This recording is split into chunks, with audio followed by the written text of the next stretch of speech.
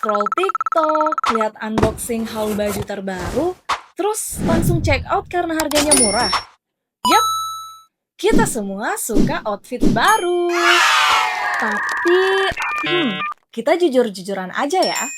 Gaya fast fashion yang didorong oleh scrolling dan diskon ini adalah masalah besar yang sedang kita bayar. Bukan cuma pakai duit, tapi juga dengan masa depan planet kita. Saya Rahmati Ardi di Tahukah Kamu? Agar kita jadi tahu. Fast fashion, model di mana tren berganti secepat story Instagram, bikin hegemoni baru soal daya beli kita. Scroll, suka, beli, ketinggalan zaman dikit, udah, uang. Tahukah kamu, industri fast fashion menyumbang 10% dari seluruh emisi karbon global. Yuk kita bahas, kenapa ini berbahaya? Fast fashion atau mode cepat adalah model bisnis dalam industri pakaian yang berfokus pada memproduksi tren busana terbaru secepat mungkin dan semurah mungkin agar cepat tersedia di toko-toko. Intinya, fast fashion berhasil karena salah satunya mempersingkat setiap tahap produksi dan memotong biaya buruh dan material secara ekstrim.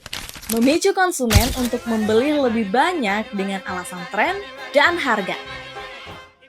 Dampak buruk dari fast fashion bukan ancaman masa depan, guys. Udah banyak banget konsekuensinya di masa sekarang di berbagai belahan dunia. Industri fast fashion ini salah satu penyumbang polusi air dan emisi karbon terbesar di dunia. Yang kayak gimana tuh? Emisi karbon besar. Industri fashion secara keseluruhan terus-menerus jadi penyumbang emisi gas rumah kaca paling besar. Hasilnya apa?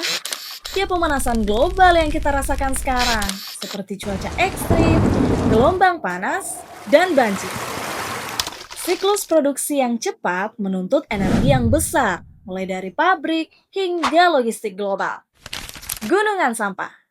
TPA di seluruh dunia, terutama di negara-negara berkembang, yang menjadi tujuan pembuangan pakaian bekas, seperti Ghana di Afrika dan Gurun Atacama di Chile, sudah dipenuhi oleh pakaian fast fashion yang gak kepake lagi. Pakaian ini sebagian besar terbuat dari plastik atau polyester yang gak bisa diurai. Pencemaran mikroplastik. Karena sebagian besar pakaian fast fashion adalah sintetis, bahan sintetis ini melepaskan serat mikroplastik saat dicuci. Nah, mikroplastik ini mencemari lautan dan berisiko masuk ke rantai makanan.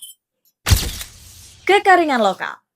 Wilayah yang menjadi pusat penanaman kapas seperti di India, Pakistan, dan beberapa wilayah Tiongkok telah mengalami penipisan sumber air tanah yang signifikan akibat irigasi intensif untuk memenuhi permintaan kapas global yang tinggi. Secara umum, water footprint atau jejak air untuk satu kaus katun standar berkisar antara 2.500 hingga 3.000 liter air. Sederhananya, proses dari nanam pohon kapas sampai dipetik kapasnya itu butuh ribuan liter.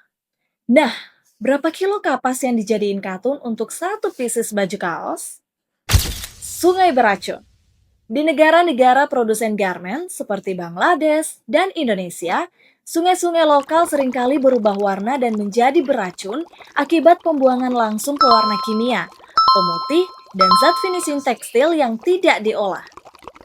Ini merusak ekosistem dan mengancam kesehatan masyarakat sekitar. Paham sampai di sini?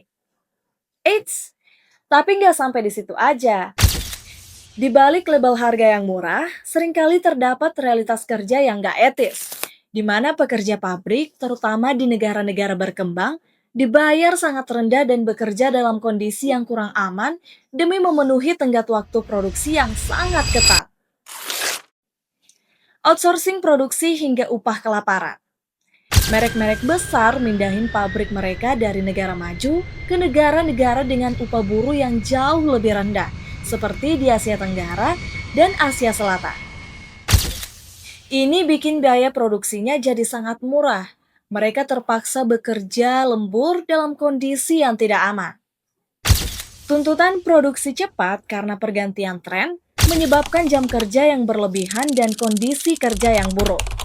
Masalah pekerja anak juga masih sering terjadi dalam rantai pasokan. E-commerce.